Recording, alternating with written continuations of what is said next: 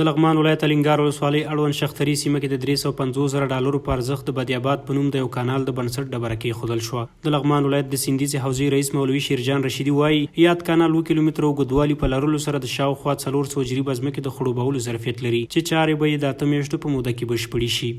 د دې تمویل کوونکې افیو مؤسسې والا دی، تطبیق کوونکې عثماني رحیمي شرکت والا دی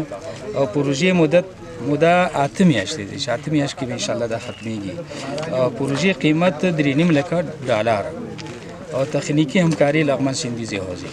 د لغمان والي د یاد کانال د پیل په مراسمو کې وویل د دې کانال د پیل ترڅنګ د شاهي او نهر کریم کانالونو چارې هم په چټکۍ سره روانې دي چې په بشپړېدو سره به په یاد ولایت کې په زرګونه جریبه شاړې ځمکې د کرکیلې جوګه شي.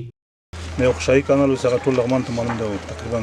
هغه نشر سوزیات مطبوعاتو کې واقعیت هم دغسې لوی کانال ده او دوهم په دې کې نهر کریم چې ورته وایي په د قرغیو ولسوالۍ کې هغه 19 کیلومتره اوږدوالی لري، هغه هم په اساسي شکل باندې جوړېږي، په الحال کار پرې روان ده.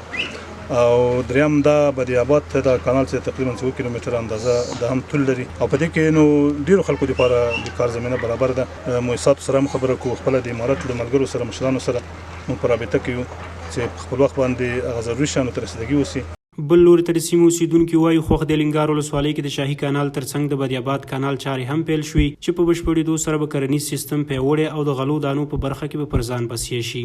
والي چې خپل هم دلته راغی د موږ ستونزو ته رسیدګي وکړله، موږ ډېر خوښ یو ځکه دې باندې په زرهاو جریبه ځمکه پرته ده، دا ټوله اوس پیلن خراب وه، فصلونه یې موږ خراب وو، اوس داسې جوړه شي دا فصلونه یې موږ جوړېږي او ځمکې هم جوړېږي، خړوبه کېږي. موږ د بدیاباد ولس د امارت اسلامي نه او